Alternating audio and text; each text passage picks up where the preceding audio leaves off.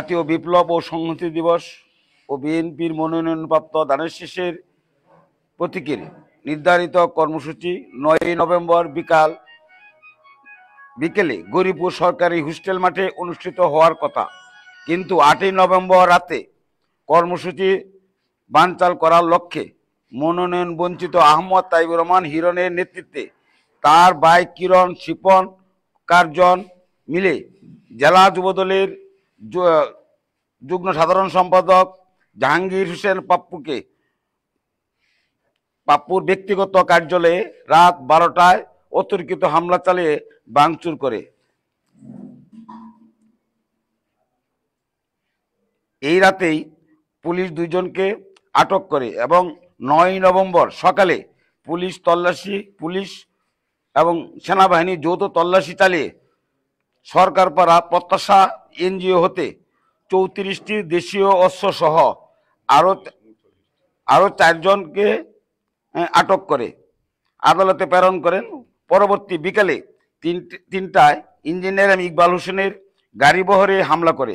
পরে সভাস্থলে ইঞ্জিনিয়ার ইকবাল হোসেনের গ্রুপ শহরে বিভিন্ন স্থানে যুবদল ছাত্রদল ও স্বেচ্ছাসেবক দলের কার্যালয়ে এবং নেতাকর্মীদের বাড়িঘরে হামলা চালায় এবং এই হামলায় প্রায় 11টি মোটরসাইকেল ভাঙচুর করে এবং অগ্নিসংযোগ করে এবং দলীয় কার্যালয়ের প্রত্যেকটি অফিসে তারা চেয়ার টেবিল এবং দলীয় নেতা নেত্রীর ছবি পুড়িয়ে ফেলে।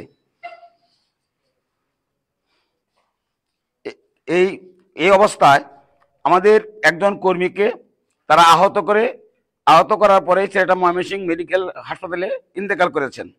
ইন্না লিল্লাহি ওয়া ইন্না ইলাইহি রাজিউন। এবং আরো বেশ কয়েকজন লোক কর্মী ছাত্রদল যুবদলের কর্মী বর্তমানে ময়মনসিংহ মেডিকেল কলেজ হাসপাতালে ভর্তি অবস্থায় আছেন। তাদের অবস্থা আশঙ্কাজনক। এই অবস্থায় দলীয় নেতৃবৃন্দের কাছে আমাদের এই গরিপুর উপজেলাবাসীর পক্ষ থেকে এবং দলীয় কর্মীদের পক্ষ থেকে বিনীত নিবেদন, আপনাদের মাধ্যমে বিনীত নিবেদন করছি যে এটার একটা সুব্যবস্থা করার জন্য, তাদের বিরুদ্ধে দলীয় ব্যবস্থা গ্রহণ করার জন্য এবং আইন অনুযায়ী ব্যবস্থা গ্রহণ করার জন্য আমি আপনাদের মাধ্যমে সকলের কাছে দৃষ্টি আকর্ষণ করছি। যথারীতি তাদের পরিবার মামলার প্রক্রিয়া চলছে, আপনাদেরকে পরবর্তী সময়ে আমাদের মামলার বিষয়ে জানানো হবে। ধন্যবাদ সকলকে। ছাত্রদলের একজন কর্মী, তার নাম হলো আবিদ, কি নাম জানি, তানজিন আহমেদ আবিদ। তার বাসা ময়মনসিংহ শহরে কৃষ্ণপুরে, উত্তর জেলা ছাত্রদলের অত্যন্ত একজন বলিষ্ঠ ছেলে। আর একজনের অবস্থা আশঙ্কাজনক, তার নাম হলো রবিন, তার পিতার নাম হারুনুর রশিদ, গ্রামের বেতন দর বুকাইনগর ইউনিয়ন। একজন জামাল, আরো সহ আরো অনেক কর্মী, প্রায় রানা নামে আরেক কর্মী আছে, তারাও আহত আছে, হাসপাতাল ময়মনসিংহ মেডিকেল কলেজে ভর্তি অবস্থায় আছে। আরো অনেকে ভর্তি অবস্থায় আছে। এবং আপনাদের যদি দেখতে চান, অনেকগুলি মোটরসাইকেল সেখানে পুরানো অবস্থায় আছে, ভাঙচুর অবস্থায় আছে, সেগুলি আপনাদের কাছে অবশ্যই সেই কপি আপনাদেরকে দেওয়া হবে ইনশাল্লাহ।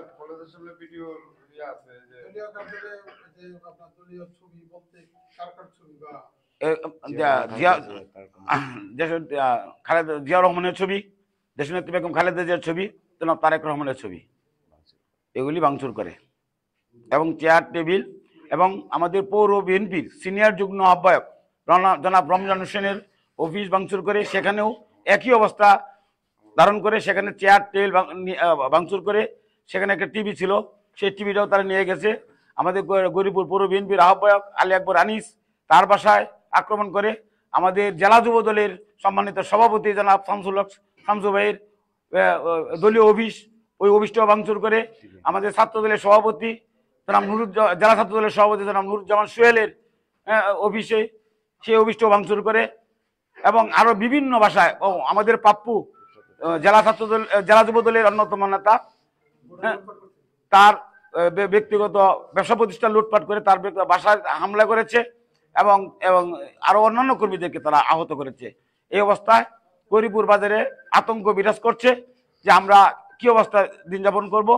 এই সেনাবাহিনী বর্তমানে তারা টহল অবস্থায় আছে, পুলিশও টহল অবস্থায় আছে যাই হোক, আপনাদের কাছে আমরা এই এই মাধ্যমে দলীয় এর বিচারের দাবি করছি।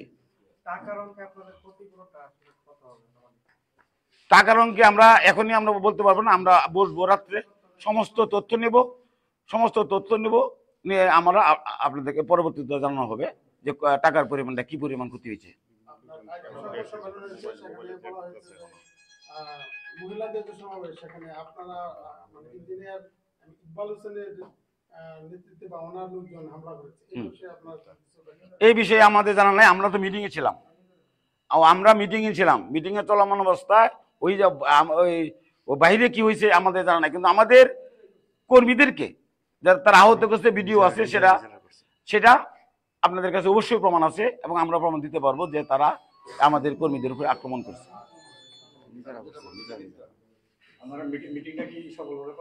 হ্যাঁ, আমাদের মিটিং সফলভাবে সম্পন্ন হয়েছে ইনশাল্লাহ।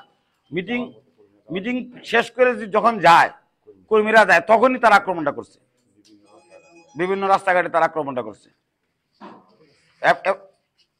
এবং আপনারা অবশ্যই লক্ষ্য করেছেন যেসব কর্মীদের, নেতাদের, শুধু কর্মী না, নেতাদের প্রতিষ্ঠান, নেতাদের অফিস আদালত ভাঙচুর করেছে। এখানে যুব দলের সভাপতি, জেলা যুব দলের সভাপতি, জেলা ছাত্র দলের সভাপতি, গরিবপুর পৌর বিএনপির আহ্বায়ক, গরিবপুর পৌর বিএনপির সিনিয়র যুগ্ম আহ্বায়ক, এবং পাপুর বাসায় যে ধরনের প্রতিষ্ঠানে হামলা করেছে আপনারা অবশ্যই লক্ষ্য করেছেন। আমরা সকলেই ধানের শীষের পক্ষে ছিলাম বলেই তারা এই বিদ্রোহ ঘোষণা করেছে এবং আমাদের উপর সন্ত্রাসী আক্রমণ করেছে। সকলকে ধন্যবাদ জানিয়ে পরবর্তীতে আপনাদেরকে সমস্ত কিছু জানানো হবে ইনশাল্লাহ।